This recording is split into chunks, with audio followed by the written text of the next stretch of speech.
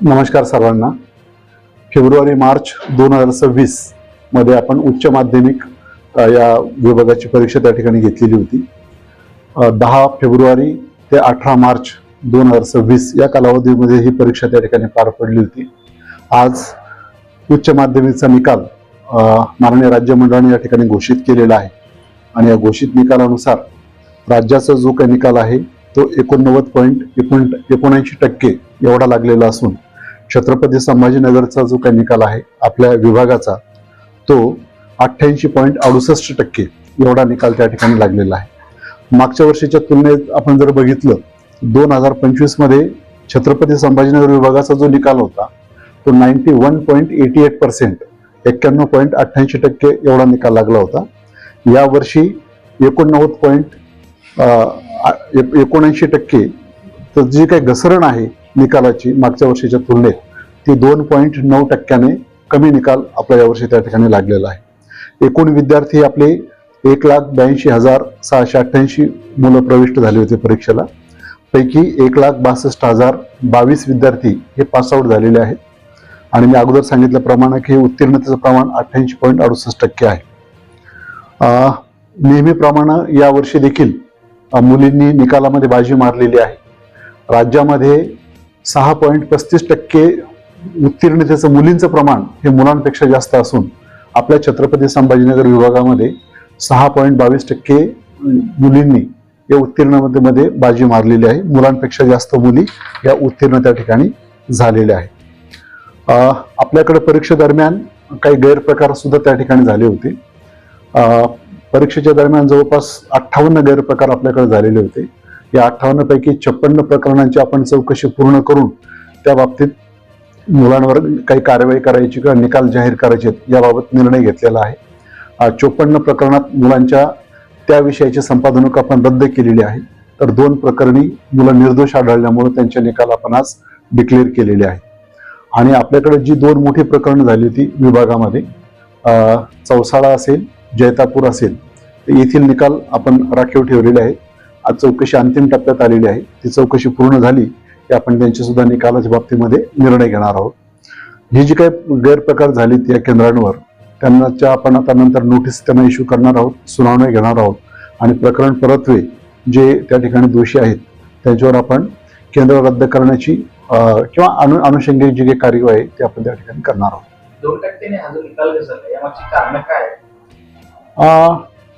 कदाचित असं असेल, बऱ्याच जणांचं म्हणणं होतं फिजिक्सचा पेपर कठीण होता, मॅथचा पेपर कठीण होता, हे पण आहे. आणि दुसरं म्हणजे राज्यभरामध्ये माननीय मंत्री महोदयांच्या निर्देशानुसार आणि आमचे जे काही वरिष्ठ अधिकारी आहेत, महसूल विभागातले अधिकारी आहेत, पोलीस विभागातील अधिकारी आहेत, शिक्षण विभागातील अधिकारी आहेत, या सर्वांच्या मदतीनं आपण जे काही कॉपीमुक्त अभियान त्या ठिकाणी राबवत आहोत याचा देखील परिणाम एक चांगला परिणाम आपल्याला त्या ठिकाणी दिसून येत आहे आणि हा निकाल त्या ठिकाणी कमी लागलेला आहे.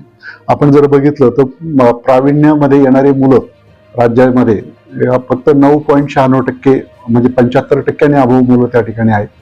फर्स्ट क्लास आणि ऑनवर्ड्स 60% ऑनवर्ड्स मुलं त्यांची सुद्धा संख्या कमी आहे. म्हणजे असं हे द्योतक आहे की परीक्षा या चांगल्या वातावरणात त्या ठिकाणी झालेल्या आहेत आणि एरवी निकालाला येणारी जी काही सूज आहे किंवा जे काही मुलांना जास्त पर्सेंटेज दिसत होते त्याचं प्रमाण बऱ्यापैकी या ठिकाणी कमी झालेलं आहे. या निकालाचं वैशिष्ट्य काय सांगतात? निकालाचं वैशिष्ट्य म्हणजे आपण जे काही वेगळ्या मुलांना सवलती देतो त्या सवलती आपण दिलेल्या आहेत. मुलींना जर आपण संधी दिली तर मुली नेहमीच कशा अग्रेसर राहतात हे गेल्या पण अनेक वर्षांपासून या ठिकाणी बघत आहोत की जेव्हा जेव्हा मुलींना संधी मिळते तेव्हा तेव्हा मुलांपेक्षा जे घरातली कामं करून आई वडिलांना मदत करून पुन्हा अभ्यास करून मुली त्या ठिकाणी चांगल्या पद्धतीने पास आउट होत आहेत. ज्या ज्या केंद्रांवर कॉपी प्रकार घडून आले त्याचं पुढे तुम्ही काय करणार आहात आणि मंडळ मान्यता किंवा असं काही कारवाई करणार आहात? कॉपी केस ज्या ठिकाणी झालेले आहेत त्यांची आम्ही आता सुनावण्या त्या ठिकाणी लावणार, नोटीस त्यांना इश्यू करणार आणि नॅचरल जस्टिस प्रमाणे त्यांचं काय म्हणणं आहे ते आपण त्या ठिकाणी ऐकून घेणार आणि जिथं मला असं वाटतंय की ही मंडळी या ठिकाणी दोषी आहेत किंवा या केंद्रांवर जाणीवपूर्वक असे गैरप्रकार झालेले आहेत किंवा त्याला खतपाणी घातलेलं आहे, प्रतिबंध करण्यासाठी कुठल्या प्रकारची यांनी ऍक्शन त्या ठिकाणी घेतलेली नाही, अशा केंद्रांची केंद्र मान्यता रद्द करण्याचा आम्ही त्या ठिकाणी निर्णय घेणार.